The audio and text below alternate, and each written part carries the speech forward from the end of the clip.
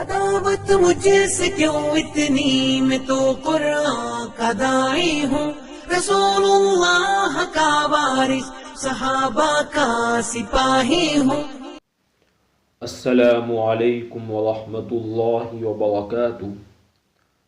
آج ہم سورہ دخان کی آیت نمبر 17 سے لے کر آیت نمبر 24 تک کا مطالعہ کریں گے، اور ان آیات میں اللہ کی طرف سے جو عبرت اور نصیحت کی باتیں ہیں انہیں سمجھنے کی کوشش کریں گے۔ اعوذ باللہ من الشیطان الرجیم، بسم اللہ الرحمن الرحیم۔ وَلَقَدْ فَتَنَّا قَبْلَهُمْ قَوْمَ فِرْعَوْنَ، اور ہم ان سے پہلے فرعون کی قوم کو جانچ چکے ہیں، اور ہم ان سے پہلے فرعون کی قوم کا امتحان لے چکے ہیں۔ وَجَاءَهُمْ رَسُولٌ كَرِيمٌ، اور ان کے پاس عزت والا رسول آیا۔ قریش کی تنبیہ کے لیے خصوصاً حضرت موسیٰ علیہ السلام اور فرعون کی آپ بیتی کا اتنا حصہ سنایا گیا ہے جس سے ان پر حقیقت واضح ہو جائے کہ فرعون نے خدا کے رسول کے ساتھ جو چال چلی تھی وہی چال قریش کے فرعون بھی خدا کے رسول کے ساتھ چل رہے۔ فرعونیوں کو اللہ نے ان کی چالوں کی سزا دی اور ان کا سارا غرور پامال ہو کر رہ گیا۔ اسی طرح یہ لوگ بھی خدا کی پکڑ میں آ جائیں گے اگر یہ لوگ اپنی روش سے باز نہ آئیں۔ فرعون کی قوم کا اللہ نے امتحان اس طرح لیا کہ ان کی طرف سیدنا حضرت موسیٰ علیہ السلام کو اپنا قاصد، اپنا رسول بنا کر بھیجا۔ موسیٰ علیہ السلام اللہ کا جو پیغام لے کر آئے، اب جن لوگوں نے اس پیغام کو مان لیا، اس پیغام کو تسلیم کر لیا، دراصل یہ لوگ اس امتحان میں کامیاب ہو گئے، اور جن لوگوں نے اس پیغام کو ماننے کی بجائے اپنی خواہشات کو اپنا معبود بنائے رکھا، وہ اس امتحان میں ناکام شمار ہوئے۔ ہم بھی اس آیت مبارکہ سے یہی سبق لیتے ہیں کہ ہم بھی محل امتحان میں ہیں، اور ہمارے لیے بھی اللہ پاک نے کچھ کرنے کے کام، کچھ رکنے کے کام دے دیے۔ جو لوگ ان کاموں کے مطابق اپنی زندگی گزاریں گے دراصل وہی کامیاب ہے، اور جو لوگ اپنی خواہشات کو اپنا معبود بنا کر زندگی گزاریں گے دراصل وہ اس ہونے والے امتحان میں ناکام ہوں گے۔ رسول کی صفت کریم لا کر اشارہ کر دیا اس بات کی طرف کہ رسول کی ذات کے اوپر چاہے لوگ انگلی اٹھائے، اور فرعون تو یہ سمجھتا تھا کہ یہ تو ہماری غلام قوم میں سے ہے، تو چاہے لوگ کچھ بھی سمجھے، رسول خدا کی طرف سے اللہ کا پیغام پہنچانے والا ہوتا ہے، یہی دراصل اس کے لیے بہت بڑی شرافت ہے۔ اس سے زیادہ بلند مرتبہ اور اس سے زیادہ بڑا عہدہ کوئی نہیں ہو سکتا کہ ایک انسان کو اللہ پاک اپنا پیغام پہنچانے کے لیے منتخب کر دے۔ ان ادعوا الی عباد اللہ، کہ تم لوگ اللہ کے بندوں کو میرے حوالے کر دو۔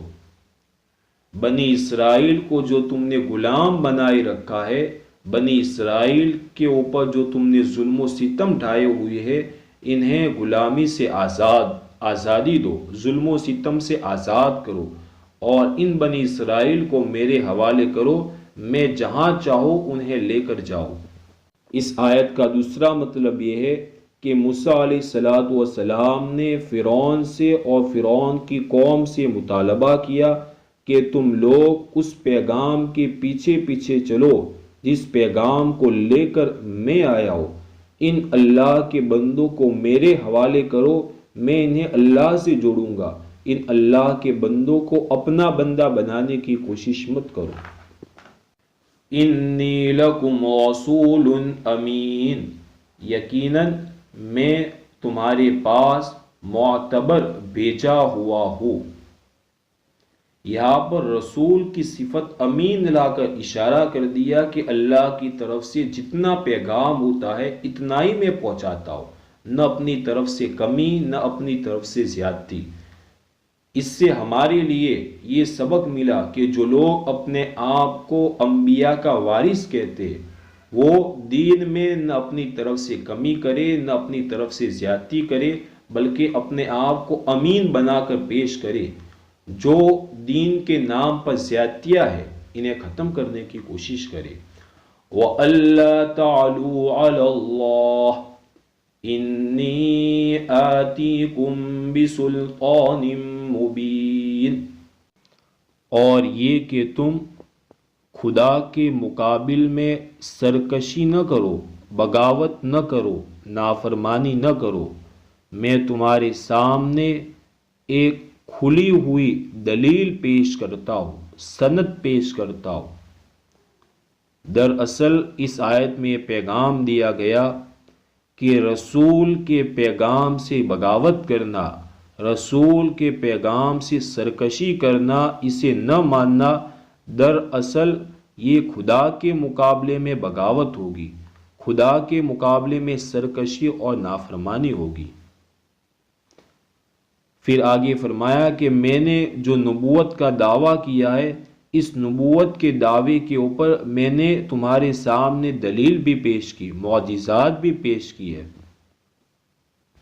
وَإِنِّي عُذْتُ بِرَبِّي وَرَبِّكُمْ أَن تَرْجُمُونِ، جب موسیٰ علیہ السلام نے اللہ کی طرف سے دیے ہوئے پیغام کو فرعون اور فرعون کی قوم کے سامنے رکھا تو یہ نہیں ہوا کہ ان لوگوں نے موسیٰ علیہ السلام کا استقبال کیا، موسیٰ علیہ السلام کے گلے میں ہار ڈالا ہو، موسیٰ علیہ السلام سے خوش ہو چکے ہو، نہیں، بلکہ حق کی جب دعوت پہنچی فوراً فرعون کے محل میں کھلبلی مچ گئی اور فرعون نے بالآخر سیدنا موسیٰ علیہ السلام کو سنگسار کرنے کا، قتل کرنے کا منصوبہ کر دیا۔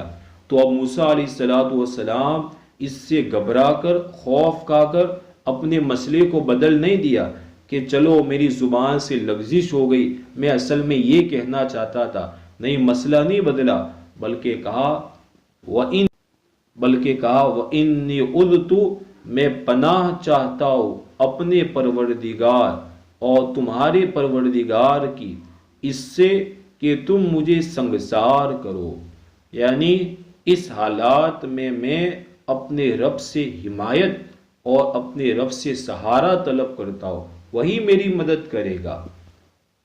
وَإِن لَّمْ تُؤْمِنُوا لِي فَاعْتَزِلُونِ، اگر تم مجھ پر ایمان نہیں لاتے تو مجھ سے الگ ہی رہو۔ اس آیت میں یہ کہا کہ اگر میری بات نہیں مانتے تو کم از کم مجھے تکلیف دے کر اپنے جرم کو سنگین مت کرو۔ اس سے یہ سبق ملا کہ اگر اہل حق کی بات نہیں مانتے تو کم از کم ان کے خلاف منصوبے بنا کر، ان کے خلاف عداوت کر کے اپنے جرم کو سنگین مت کرو۔ فَدَعَا رَبَّهُ أَنَّ هَٰؤُلَاءِ قَوْمٌ مُجْرِمُونَ، آخر کار موسیٰ علیہ السلام نے اپنے رب کو پکارا کہ یہ لوگ مجرم ہیں۔ یہ موسیٰ علیہ السلام کی آخری رپورٹ ہے جو انہوں نے اپنے رب کے سامنے پیش کی کہ یہ لوگ مجرم ہیں، یعنی ان کا مجرم ہونا اب قطعی اور یقینی طور پر ثابت ہو چکا ہے، کوئی گنجائش نہیں کہ ان کے ساتھ رعایت برتی جائے، اب وقت آ گیا ہے کہ آپ آخری فیصلہ فرمائیں۔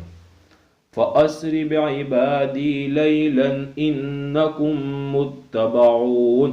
جواب دیا گیا اچھا تو راتوں رات میرے بندوں کو لے کر چل پڑو، انکم متبعون، یقیناً تمہارا پیچھا کیا جائے گا۔ موسیٰ علیہ السلام کو اللہ پاک نے مصر سے ہجرت کا حکم دیا کہ راتوں رات ہجرت کر لو، اور جب فرعونیوں کو پتہ چلے گا تو وہ تمہارا پیچھا کریں گے۔ وَاتْرُكِ الْبَحْرَ رَهْوًا إِنَّهُمْ جُندٌ مُغْرَقُونَ، اور تم سمندر کو ٹھہرا ہوا چھوڑ دینا، یقیناً یہ لشکر ڈبویا جائے گا۔ مطلب یہ ہے کہ جب تمہارے راستے میں سمندر آ جائے گا، یعنی اس بات کی فکر مت کرو کہ دریا میں خدا کی قدرت سے جو راستہ بن گیا وہ باقی نہ رہے، اس کو اسی حالت میں چھوڑ دو۔ یہ راستہ دیکھ کر ہی تو فرعون کا لشکر اس میں گھسنے کی ہمت کریں گے۔ چنانچہ وہ سب خشک راستہ دیکھ کر اندر گھسے، اس کے بعد خدا کے حکم سے سمندر کا پانی چاروں طرف سے آ کر مل گیا، سارا لشکر اسی طرح ڈوب گیا۔ ان آیات میں ہمارے لیے جو عبرت اور نصیحت کی باتیں آئی، ان باتوں کے اوپر ہم اپنی ذات کو عمل کرنے والا بنائے۔ ان باتوں میں جو باتیں ہماری سوچ کے خلاف ہے تو ہم ہماری سوچ کو قرآن کی ان آیتوں کے مطابق بنانے کی کوشش کریں۔ اللہ پاک یہ قرآن کے نور سے ہمارے دلوں کو منور فرمائے۔